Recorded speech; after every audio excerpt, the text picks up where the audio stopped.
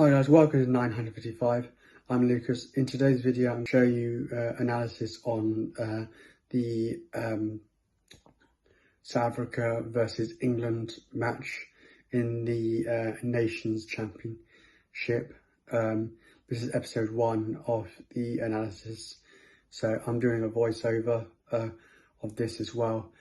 Just bear in mind, I don't have the technology to show you the footage of the game, but I am recording it on my TV. So here we go.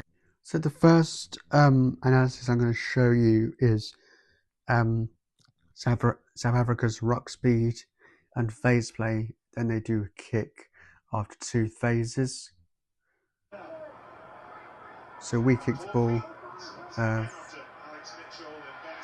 Williams catches it. And look at these 2 phase plays. Ruck speed is around 5 seconds, 2 seconds. Another one. And a kick on this one. And the next one is the same as well.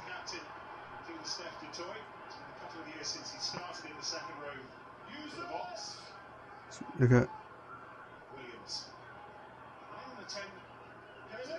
2 phases after that.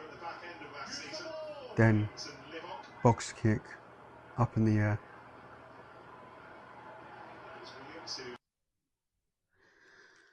So the next video I'm going to show you is the kick from Finn Smith, which really he didn't need to do because we had numbers out wide, and really it was just a nothing kick. So I'm going to show you the next one. So here it is. Another. This is just a bit of a phase play coming up here. Then kick. Sorry, I paused it. So I don't know if you can see this, but he had numbers out wide. He could have actually passed it, and instead of kicking it, because this leads up to a South African try as well. So I'm going to replay it as well. So Williams does a little chip and chase for himself, and no doubt he got man of the match. He's very brilliant on the day. See, now England think that they're going to go for a box kick, but they don't. They go to the short side.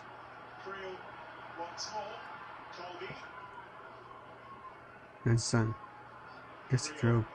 So England always are thinking, they're getting ready for the box kick. But no, then Oxenche literally storms in. We panic. We're under pressure. Then we have no numbers. Absolutely no numbers.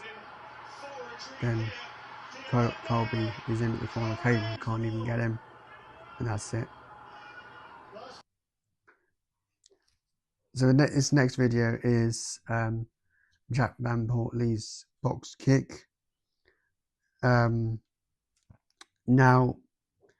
really, he should have actually kicked it into touch because he was in the 22 meter area. So really, this ball should really be kicked off the park. So I'm going to show you now.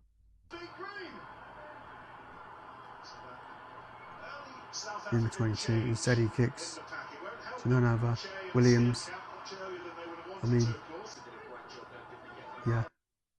So this next one is I'm so sorry that they're all quick, but this one leads up to the South African try, where if you look at how Marcus and I think it's either Axton or Roebuck that are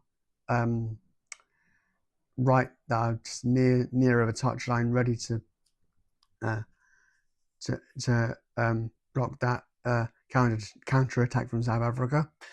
But really, we were caught napping on this one because it was a tap. I think it was a tap and go. If I show you the video in a minute, let me just go through this. So it's brilliant how Marcus and Roebuck or Axons and whoever gets there, whoever's there, it's brilliant how Marcus tries his best to tackle. Can't remember who scored. I think it was Williams or someone like that.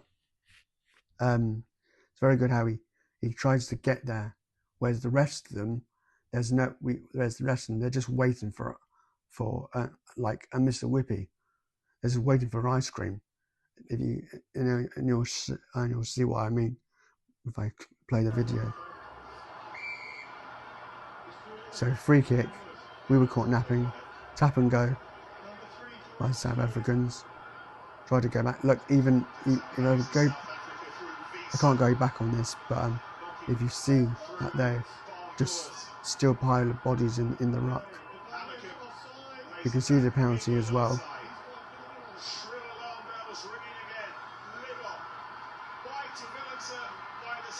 Look how he gets back, which is good. I'm just going to rewind that if I can. Look how we haven't got any numbers back in our defence. They're just Martin and Chesham, I think it is, Ollie Chesham, I think it is just still in the right. I don't know who's at the bottom. I'm thinking it might be Genji, but if I fast forward,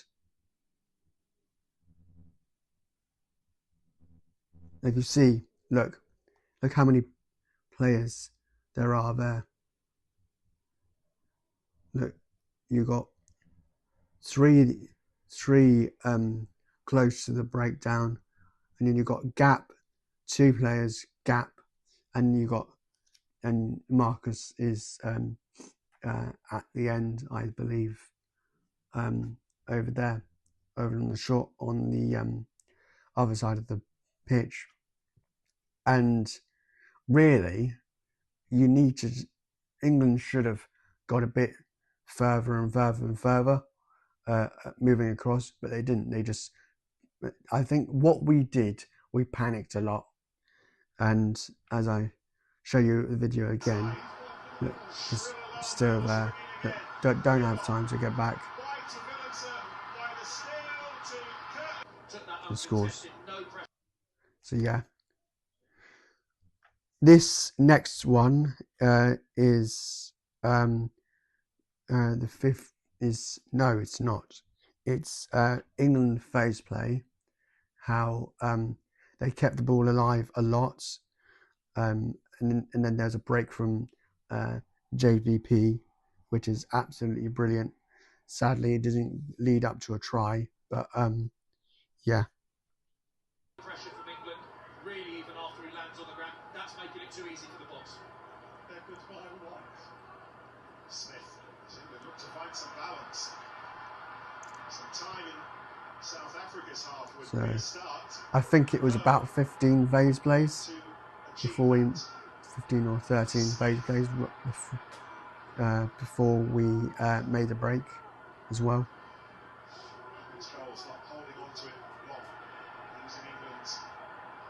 Look how they're just keeping the ball alive. Even though South Africa are pushing them back under pressure. But we're just managing to keep that ball alive.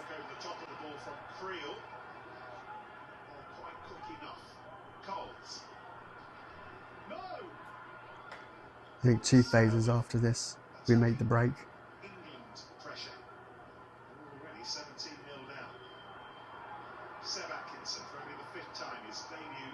This is the break. Look at that. That's really good from to have Finn Smith break away was just absolutely brilliant. To be in, not break away, be in support for JVP, brilliant.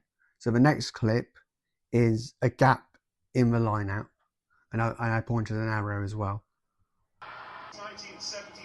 over there. Look at this gap in the line out. You can just see it. You can just see it clearly. There's a massive gap. I mean, how can you not see that? South Africa knocked the ball on after this phase play, which is a short phase play. And short, there we go.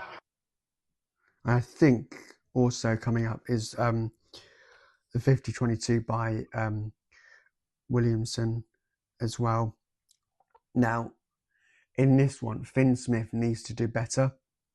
He needs to do better, and all he does is just looks at it and just like doesn't agree. I think he thinks that he's gonna go out of touch anyway, but really the ball. Number one, there was no one behind him, and number two, he could have just got a hand on that ball, as it was coming down and stayed in play. So I'll show you. Great kick from Marcus as well. Forwards and with some relief, Marcus Smith wallops it back downfield through there of the high belt. It's here it is just coming the up. lungs that are affected by the Look, altitude. here we go. No one. No one. So if I go back, if I can.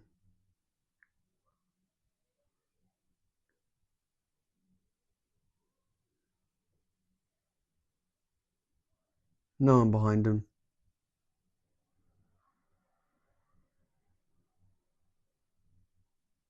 He's over there somewhere. Literally, there was no one behind him. He could have actually kept the ball in.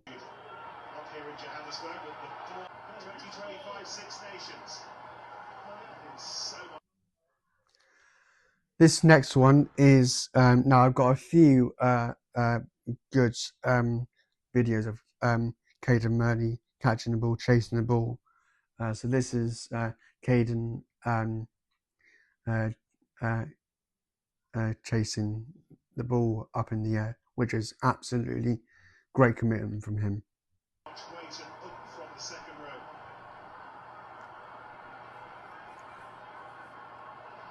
Look at that. Brilliant.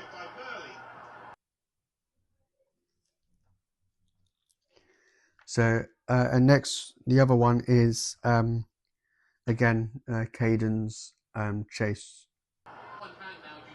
So here's the line out. We made our line outs was actually not bad. I'll show you the stats later. Kick from Marcus. And the chase from Caden is absolutely fantastic. Sadly, he couldn't get the ball, but yeah. This is and so yeah. Anyway, I'll talk about this next video in a minute. But how Caden can see everything. He can just like pick out, and he does it for Quins a lot. And I've looked at his how he plays is just incredible. He deserves to be be playing for England. However, he's not playing this week, so sadly that's a shame, and for him as well. But he's absolutely brilliant. The next video is Atkinson's kick to put South Africa under pressure.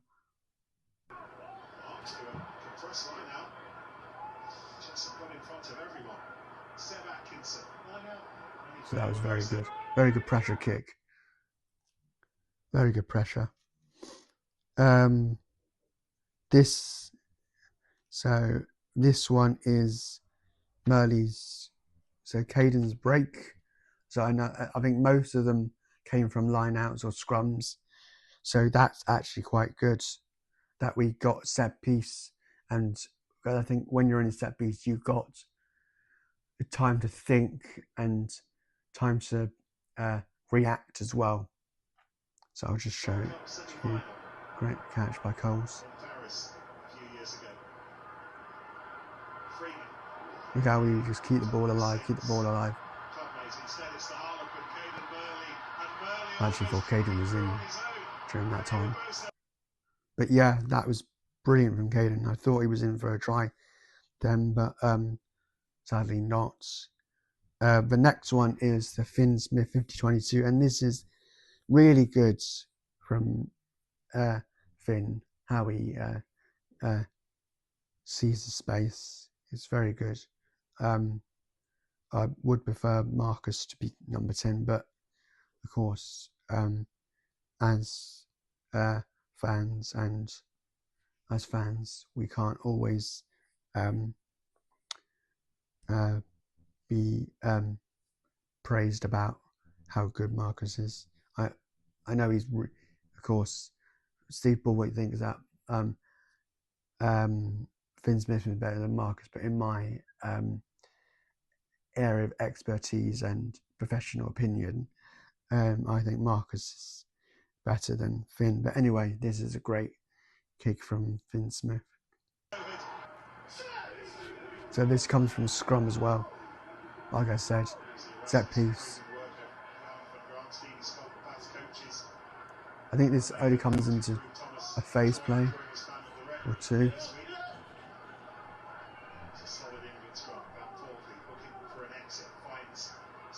Yeah, one phase play. This is a 50-22, so it's brilliant 50-22. So this is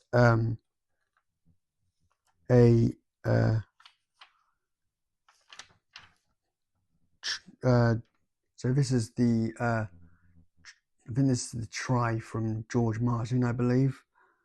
I could be wrong, but I believe this is the George Martin try. Look how England they stay on the short side, whereas South Africa thinks that they're going on the going out the long way. So this is the possession in the areas of the pitch. So as you can see, the footage here, I don't think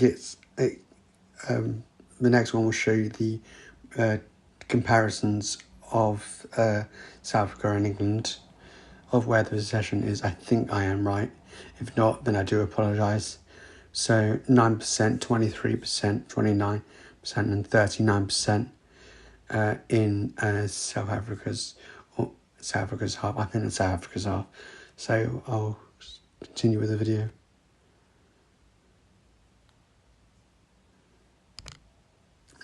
So this is the comparison of possession within the time limit. As you can tell, 82% possession in the last 10 minutes for South Africa, 18% possession for us in the last 10 minutes for England, and possession in total 53 for South Africa and 57 for England. So yeah, this is that's very evenly matched, which really, looking at the game itself, it wasn't really that much of an even match. So this is the areas in the 22. Entries in the 22. I do apologise. So 4.5% in South Africa's half, 4.2% in England's, and entries in the 22 in England 22 for South Africa was 10 and 5. In England's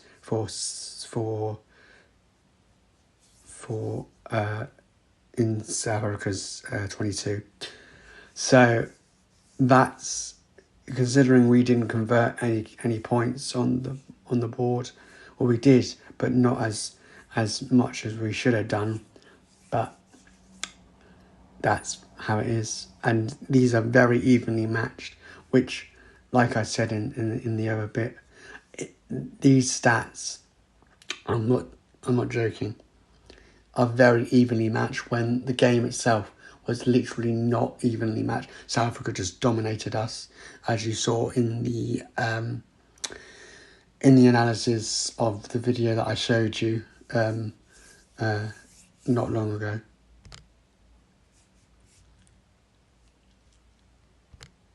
So this is attack. As you can tell, South Africa dominating us in entries in the 22, and I'll let you read those stats for yourself.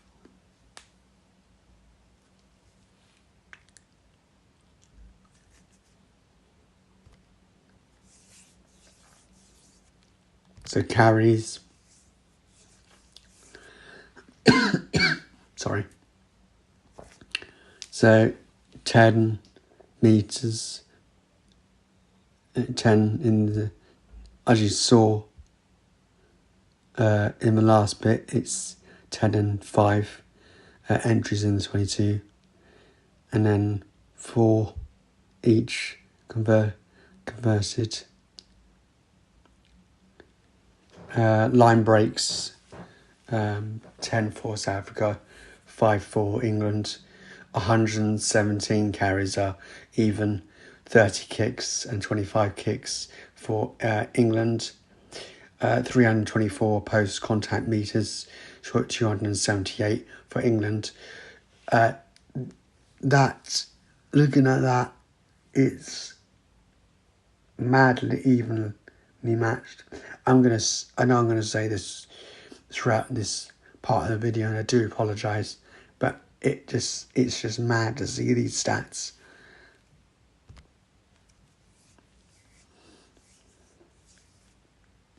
Defence. We defended quite a lot, considering we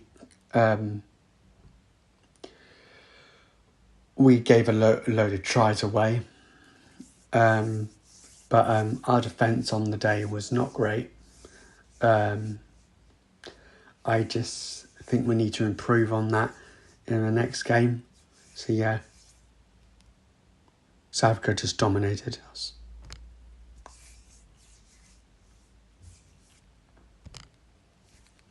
These are the next of the defence dominated tackles, 4 and 1.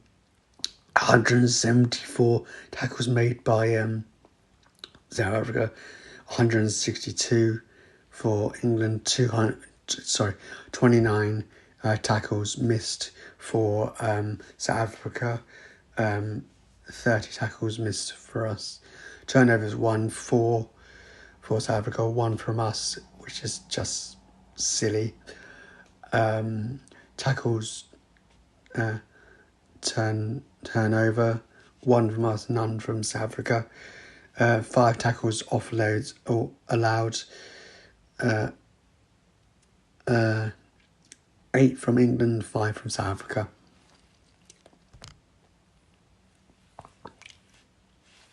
Territory, 28, 22, 29, 22 in total of dominating that territory. South Africa won that territory battle, I think. As you can see by the stats, 51-50. I know it's very evenly matched, but they literally tore us apart.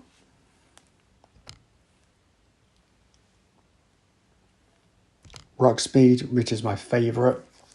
98 rucks won for South Africa, 107 rucks won for us, which really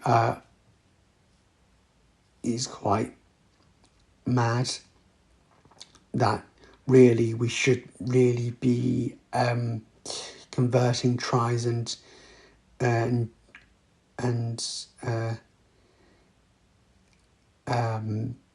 putting points on the board as well, but we didn't do that enough. 5-point average ruck speeds for South Africa, 5.19 average for England. as you can tell by the ruck speed. 47% in 3 seconds for South Africa and England. 26% between South Africa between 30 seconds to 6 seconds, and 33% between in the same number of seconds for England. 27% for South Africa in 6 and plus seconds, and 20% for the same number of ruck speed.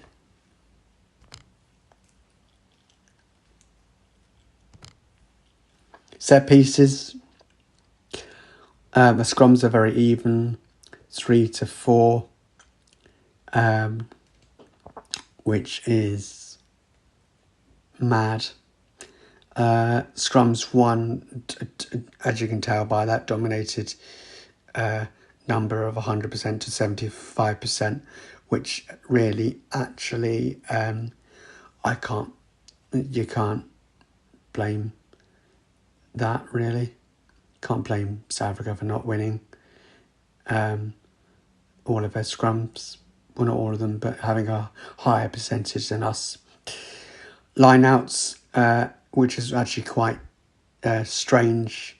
That I think they did fumble quite a few, South Africa, but it shows there that 89%, so 100% that we were dominated in the line-out. Restarts and receives 8-3. We didn't do very well under the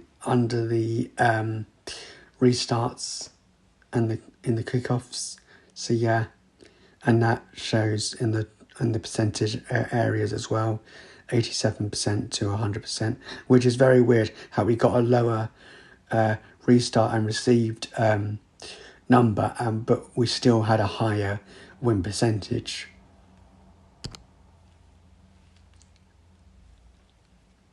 Attack, 127 passes to 140 passes. We did a lot of passing. We did create some line breaks as well, as you saw in those stats, but we didn't convert. So we did more passing than we did. I think we did more passing, but nothing to convert tries. Ball carries are the same numbers. That's, yeah, I can agree on that. I think just a teensy bit agree on that. But dominated by South Africa in the match. So post-contact meters, 324 for South Africa, 278 for us, which really actually shows that in the match as well. Line breaks, as I said to you last time, our line breaks is actually not that bad. We did a couple of line breaks, but none to convert tries. But yeah. Defence shows it there. 174 tackles made to 162. Tackles missed, 29-30. 86% to 84%, which so that is a very, very, very evenly number, which I'm quite surprised. Turnovers, 4-1. Turnovers lost, which is actually quite strange considering we got turned over quite a lot by South Africa because they just dominated everything, which is actually tells the story by looking at the footage to the stats. Penalties conceded, I think that shows it really.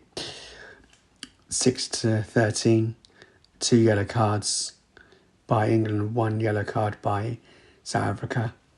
That actually shows it really. So yeah, can't complain about that. kicks on the last. So this is the last one. Kicks. They dominated with the kicks as well. So 30-25, and kicks to pass rates, or router, I think that is. I can't really tell what that stat is, but looks like it's evenly matched as well, a little bit. So yeah. So that's it for this video for episode 1. I hope you enjoyed it. I will do the next one this week as well, and for the Fiji game, and I'll see you in the next video.